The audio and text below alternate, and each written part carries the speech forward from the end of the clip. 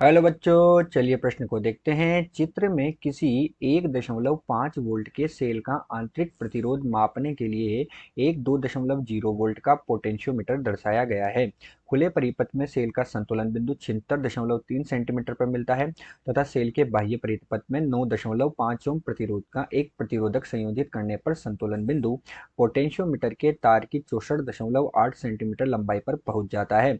Cell के आंतरिक प्रतिरोध का मान ज्ञात कीजिए। तो बच्चों यहाँ हमें क्या दिया हुआ है, खुले परिपथ तथा बंद परिपथ में हमें यहाँ पर संतुलन बिंदु दिए हुए हैं और उन संतुलन बिंदुओं के आधार पर हमसे क्या पूछा गया है बच्चों, उन संतुलन बिंदुओं के आधार पर हमसे सेल के आंतरिक प्रतिरोध का मान ज्ञात करने के लिए कहा गया है। तो बच्चों सर्वप्रथम हम क्या देखते हैं, हम देखते हैं मुख्य अवधारणा। तो बच्चों यहाँ हम इसको समझने के लिए एक विभवमापी का परिपथ चित्र आपको दर्शाया गया है। अब बच्चों ये विभवमापी का जो परिपथ चित्र है इसमें हम क्या देखते हैं कि यहाँ पर हमने एक धारा नियंत्रक लगाया हुआ है, अर्थात धारा को परिवर्तित करने के लिए धारा नियंत्रक है, क्योंकि जब हम इस विभवमापी के तार में धारा प्रवाहित करते हैं तो उस प्रवाहित धारा को के मान को परिवर्तित करने के लिए हमने यहाँ पर बच्चे एक धारा नियंत्रक लगाया। यहाँ पर बच्चों हमारे पास एक बैटरी लगी हुई है, ये हमारे पास एक सेल जो है जिसका विद्युत वाहक बल E है, ये हमारे पास बच्चों क्या है, कुंजी K2 लगी हुई है। ये जो है हमारे पास बच्चों ये प्रतिरोध बॉक्स है, यहाँ पर हमारे पास बच्चे गैल्वेनोमीटर लगा हुआ है। इस गैल्वेनोमीटर से बच्चों क्या जुड़ी हुई है, ये यहाँ पर हमारे पास कुंजी जुड़ी हुई है।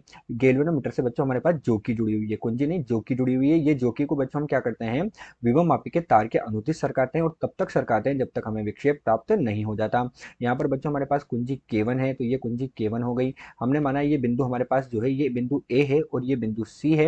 अब बच्चों विभवमापी को हमने सरकाया जोकी के अनुदिश, और जब तक सरकाने जब तक विक्षेप प्राप्त नहीं हो जाता, तो बच्चों जिन बिंदु पर हमें विक्षेप प्राप्त हुआ बिंदु हमने मान लिया N1 और हमारे पास बच्चों ये बिंदु हमने क्या ऊपर वाला बिंदु मान लिया बच्चों हमने N2 और नीचे वाला बिंदु हमने क्या मान लिया N1। तो ये हमारे पास N1 हो गया और ऊपर वाला बच्चों हमारे पास क्या हो गया N2 हो गया। तो बच्चों ये हमारे पास विभवमापी की संरचना हुई। तो बच्चों विभवमापी जो होती है इसमें हमारे पास क्या होता है, एक समान लंबाई का तार हम ले लेते हैं, उसे कई टुकड़ों में काटकर धातु पट्टी से जोड़ देते हैं तथा वहां उसे हम एक मानक सेल के सिरों से संयोजित कर देते हैं तथा उस एक समान लंबाई के तार में धारा प्रवाहित करके हम जो धारा प्रवाहित होती है उसे जो परिवर्तित धारा नियंत्रक है उसकी सहायता से परिवर्तित कर सकते हैं और उस पर हम क्या करते हैं बच्चों, विद्युत वाहक बल का मान ज्ञात करते हैं। तो ये बच्चों हमारे पास विभवमापी होता है।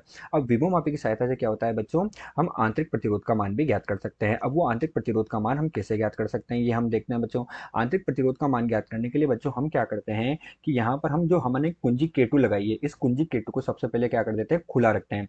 तो पहली स्थिति में हम क्या करते हैं, कुंजी K2 को हम क्या कर रहे हैं, खुला रख रहे हैं। तो कुंजी K2 को खुला रखने पर बच्चों जब कुंजी K2 को खुला रखेंगे तो हम क्या करते हैं, बिंदु A जो है इससे L1 दूरी पर एक बिंदु N1 मान लेते हैं। मतलब बिंदु A से L1 दूरी पर जो L1 है इस पर हम क्या करते हैं बच्चों, किरचॉफ का नियम लगाएंगे और किरचॉफ का नियम लगाकर हम यहाँ पर संतुलन बिंदु प्राप्त करते हैं। तो हमने क्या माना बच्चों कि हमारे पास जो A N1 है बराबर कितनी दूरी पर है, ये L1 दूरी पर है।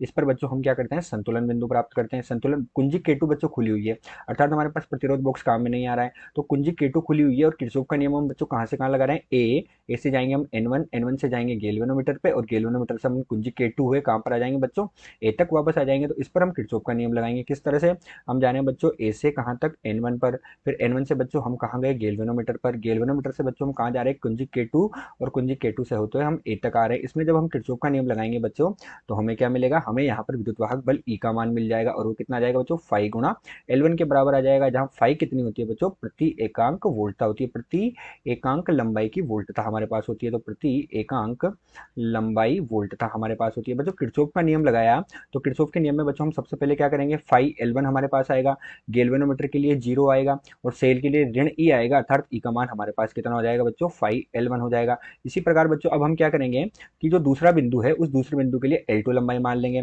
और अब हम पहले की स्थिति में तो कुंजी K2 को खुला रखा, अब दूसरी स्थिति में बच्चों क्या करेंगे, कुंजी K2 को बंद कर देंगे। तो यहाँ पर हम लिख देते हैं कुंजी K2 को बंद करके। तो बच्चों इस तरह से हम विभवमापी से क्या निकाल रहे हैं, आंतरिक प्रतिरोध का मान निकाल रहे हैं। तो कुंजी K2 को बंद करके जब इसको बंद करेंगे तो हम क्या करते हैं बच्चों, जो हमारे पास A बराबर L2 दूरी मान लेते हैं, इस पर संतुलन बिंदु प्राप्त करते हैं। अब बच्चों हमने कुंजी K2 बंद कर दी तो प्रतिरोध बॉक्स काम में आएगा और प्रतिरोध बॉक्स को बच्चों जब हम काम लेंगे तो इसके सिरों पर क्या होगा बच्चों, विभवांतर उत्पन्न होगा, और सिरों पर जो विभवांतर होगा वो क्या होगा बच्चों, टर्मिनल विभवांतर होगा, उसे हम टर्मिनल विभवांतर बोलेंगे। तो हम इसमें क्या करेंगे बच्चों, टर्मिनल विभवांतर का मान निकालेंगे। तो अब हम क्या करेंगे, किरचॉफ का नियम लगाएंगे। किरचॉफ का नियम कहाँ लगाएंगे बच्चों, हम जा रहे हैं AN2, यहाँ से जाएंगे बच्चों गैल्वेनोमीटर पे जाएंगे, और गैल्वेनोमीटर से हमने क्या लगाया बच्चों, प्रतिरोध बॉक्स लगाया, तो उसको हम RB से लिख रहे हैं, और फिर बिंदु A पर आ जाएंगे। तो यहाँ पर बच्चों जब हम लगाएंगे तो हमारे पास V का मान प्राप्त होगा, और V का मान हमें कितना मिलेगा बच्चों, 5L2 के बराबर मिलेगा। तो ये तो बच्चों हमें एक तो E का और एक V का मान मिला। जब हम E बटे V करते हैं तो हमें बच्चों L1 बटे L2 मिल जाएगा। तो ये तो बच्चों हमें किसका मान मिल गया, E बटे V का मान L1 बटे L2 के बराबर मिल गया। यहाँ से हमें आंतरिक प्रतिरोध का मान ज्ञात करना है, तो उसका मान ज्ञात करने के लिए हम क्या करेंगे बच्चों, ओम के नियम को काम में लेंगे, और ओम के नियम को काम में लेकर उसका मान ज्ञात करेंगे। जब हम उसका मान ज्ञात करते हैं बच्चों आंतरिक प्रतिरोध का, तो वो हमें कितना प्राप्त होता है, तो आंतरिक प्रतिरोध R का मान हमें यहाँ से प्राप्त होगा बच्चों, R बराबर बड़ा R, और हमारे पास L1 जो संतुलन बिंदु था, फिर L2 और ऋण 1 के बराबर हमें आंतरिक प्रतिरोध का मान ज्ञात होता है। इस प्रकार हम बच्चों विभव मापी की सहायता से आंतरिक प्रतिरोध का मान ज्ञात कर सकते हैं। बच्चों यहाँ से हम क्या करेंगे, E1 और E और V का मान हमारे पास L1 बटे L2 के बराबर आया। यहाँ से हम बच्चों क्या करेंगे, E का मान हमारे पास किसके बराबर हो जाता है, अगर इसे हमें आगे हल करना हो तो E का मान हमारे पास हो जाता है I गुणा V के बराबर। तो I गुणा V के बराबर कर देंगे अपन, है ना। उसके बाद हमारे पास क्या, I गुणा R के बराबर कर देंगे। E का मान तो I गुणा R के बराबर हो जाएगा, और V बराबर IR होता है। दोनों मान रखेंगे, हल करेंगे तो हमें आंतरिक प्रतिरोध का मान प्राप्त हो जाएगा। जहां पर बच्चों R तो प्रतिरोध हो गया, L1 L2 हमारे पास संतुलन बिंदु होते हैं। यही इस प्रश्न की मुख्य अवधारणा है। अब मुख्य अवधारणा के आधार पर बच्चों हम प्रश्न को हल करते हैं। तो हमारे पास बच्चों यहाँ पर क्या दिया हुआ है, हमें L1 का मान दिया है। L1 का मान कितना दिया बच्चों, 76.3 सेंटीमीटर के बराबर हमें L1 का मान दे दिया।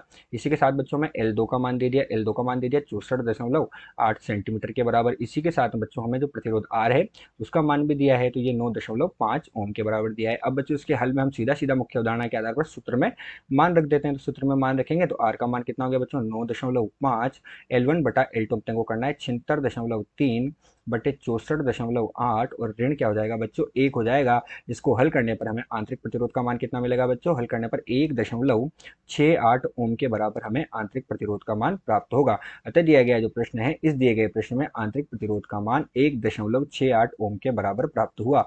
आशा करते हैं आपको प्रश्न समझ आया होगा। धन्यवाद।